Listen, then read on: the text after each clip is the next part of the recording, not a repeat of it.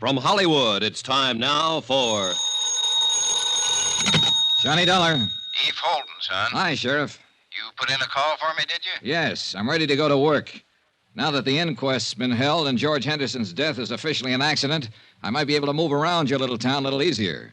What can I do for you? Help me to move around? The case is closed, as far as I'm concerned. Eve, what's the matter with you? That inquest was a farce. For all I know, Henderson could have been pushed out of that hotel window. The attitude of different people in this town makes that whole thing... Hold on now, son. Hold on. I meant to say it's closed as far as my office is concerned. Personally, I think it needs investigating. We can help each other, maybe, you and me. Can I come over? Oh, I better come there. You know how folks are around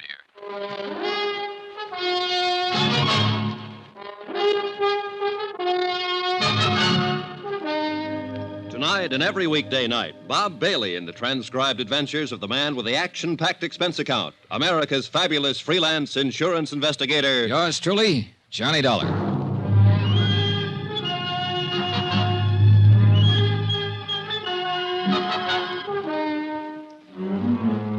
Expense account submitted by Special Investigator Johnny Dollar. Location, Culver, Montana.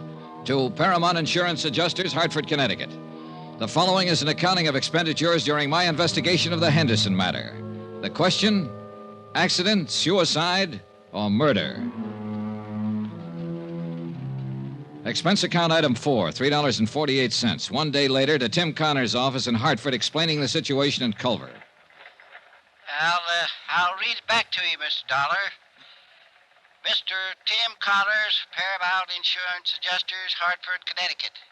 Coroner's inquest into death of George Henderson, policy number EMP-196667, found death to be accidental. In my opinion, the inquest was not thorough. Have decided to stay on in Culver and conduct my own investigation. If any change, please advise via Western Union, Butte Hotel, Culver. Am forwarding copy of coroner's verdict this date. Best regards, Dollar. Correct? Okay. Oh, Mr. Dollar. Good luck. Yeah, sure. Expense account item 5, 68 cents. Postage. I mailed a copy of the coroner's verdict to Hartford, airmail special. After that, I went back to my hotel to wait for the sheriff, Eve Holden. Come on in, Eve. Oh. Hello. Hello. Mr. Dollar, my name's Porter. I'm the manager of this hotel. Oh, well, come in, Mr. Porter. I can't right now. I've got some other things to attend to. Well, anything I can do for you, Mr. Porter? I'm going to have to ask you for your room, Mr. Dollar. Oh? When? Today. Any particular reason? We're all filled up. The room's been reserved for 6 weeks. By whom? What? Who reserved it? Why, a man from Bozeman. It's a sort of convention. Sort of convention. What kind of convention is that, Mr. Porter? Look, Mr. Dollar, you'll have to leave this room today. The man's coming in tonight. Uh-huh. And there's no other hotel in town? That's the way it is, Mr. Dollar. No other place to stay? No.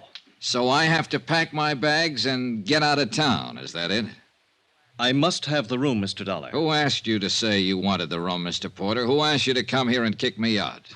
Why, no one. Well, you go back to no one, Mr. Porter, and you tell no one that I'm staying right here in this room here in Culver until I finish what I have to do here. You tell that to no one, will you? Mr. Dollar, I'd hate to call the police. Go ahead, Mr. Porter. Be sure and tell them about the sort of convention you're having and how all the rooms are sold out. Tell them about Mr. No One and tell them I called your bluff. Anything else, Mr. Porter? I was at the stage where I was beginning to take notes for myself. Note 1, the mayor didn't want to have an inquest into the death of George Henderson. Note 2, when they did have an inquest, they didn't want to really find out anything. Note 3, Mr. Hotel Manager wanted me to keep on not finding out anything by getting me out of town. I explained all of this to Eve Holden when he showed up a half an hour later. Kind of tight, isn't it? I don't know what that means, Sheriff, but it's pretty stupid. Yeah, it's stupid, son, but it could be effective. Now, I'll tell you what. If Porter calls the police, I'm the police. So don't worry about that. I'll hem him and haw him. All right, thanks. Now then, tell me how much your insurance company's stuck for. $50,000 if Henderson's death goes by as an accident. The good book says that's what it was. I know. There's a chance, too, he had a heart failure and fell out of that window. No, sure. Always a chance. We might have to dig him up and find out, Sheriff. Oop, no, hold on. Autopsies and digging people up is one thing you'd have a hard time doing around here. I might insist on it. I don't know. We'll let that go for now. Say, tell me about Mrs. Henderson. Where's she from? Here? Right here in Culver. Now, she didn't get that mink coat and those diamonds she was wearing at the inquest in Culver. More important, she didn't get that continental look here either. So what's the story? Well, her name was Pauline Underwood before she married George. Born and raised right here in Culver. Of course, she went to school in the East, and she's been in Europe a couple of times, but most of her life's been right here. She is a mighty pretty widow. And a mighty rich one, too. Henderson had it. I know.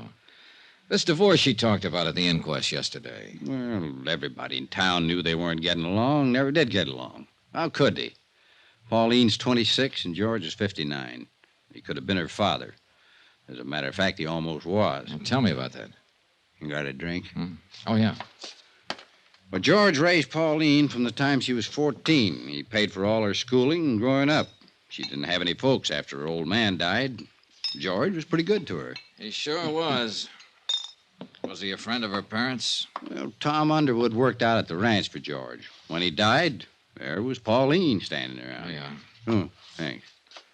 And she eventually married him and his money, huh? Well, I wouldn't put it that way exactly. I think she liked him. Now, I've gone over what you're thinking, son. Those two were talking about divorce for some time. The papers had been drawn up for a settlement. She'd have got a lot of alimony and so on. So Pauline had no call to push him out that window or have him pushed out. At least not for money. All right.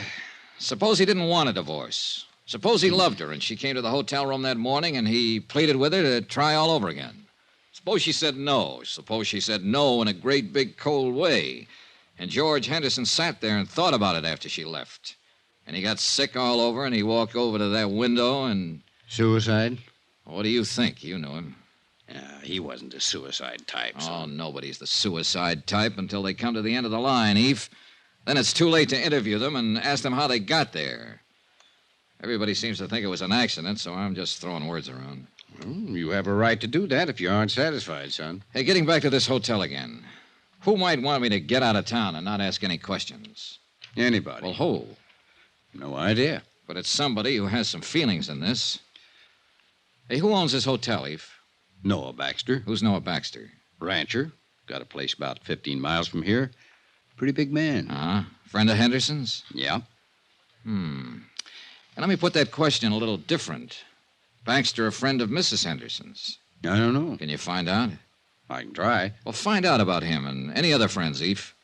Friends that might be younger, that might have gone to Europe or school in the East. Yeah, sure.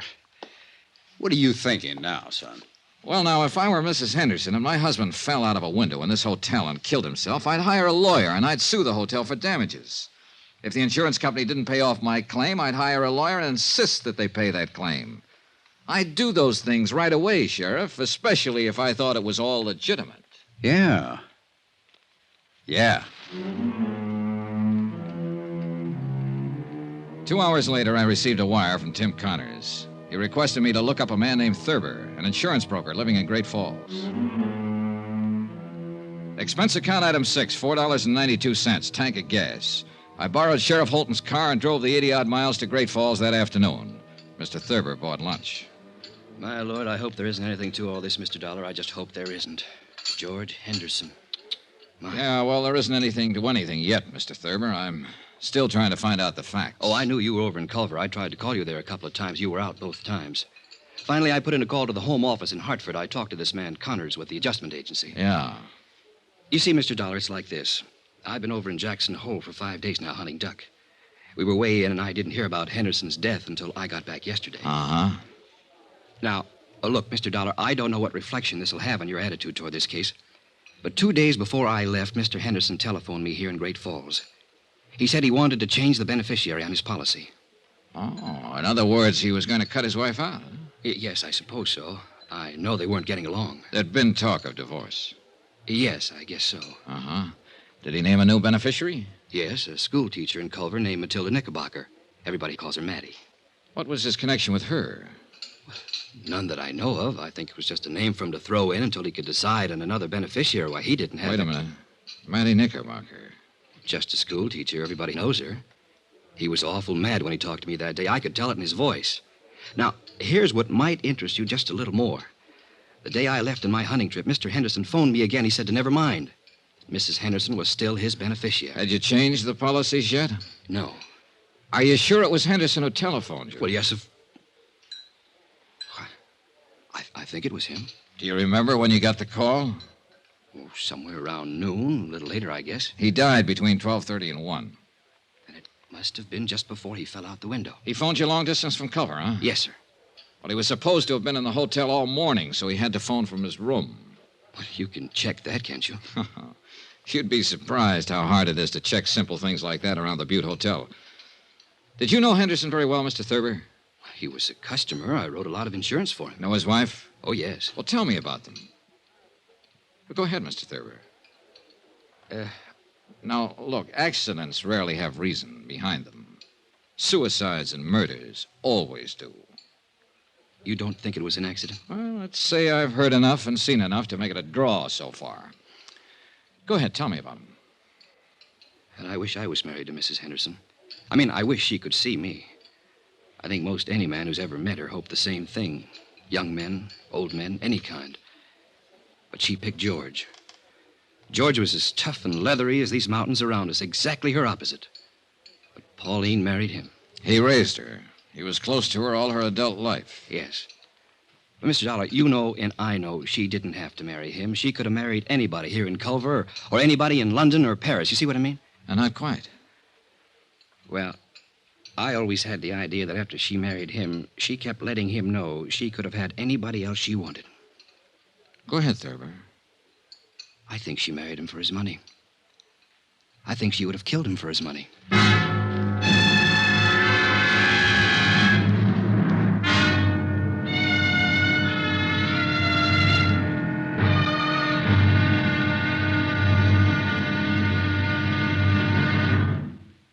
There'll be another intriguing episode in our story of the Henderson matter tomorrow. Tomorrow, the whole affair becomes a town issue, and I become the town goat.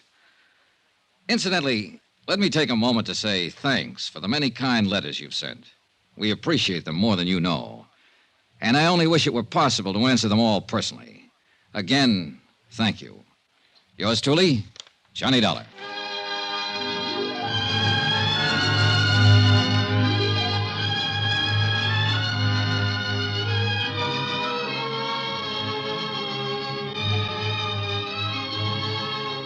Yours truly, Johnny Dollar, starring Bob Bailey, is transcribed in Hollywood. Written by John Dawson, it is produced and directed by Jack John Stone. Be sure and join us tomorrow night, same time and station, for the next exciting episode of Yours truly, Johnny Dollar. Roy Rowan speaking.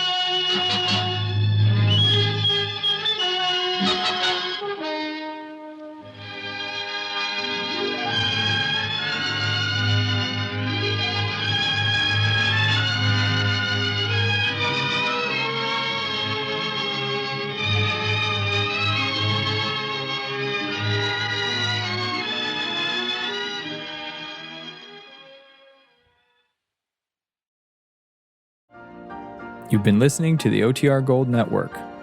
Find more classic radio at otrgold.com.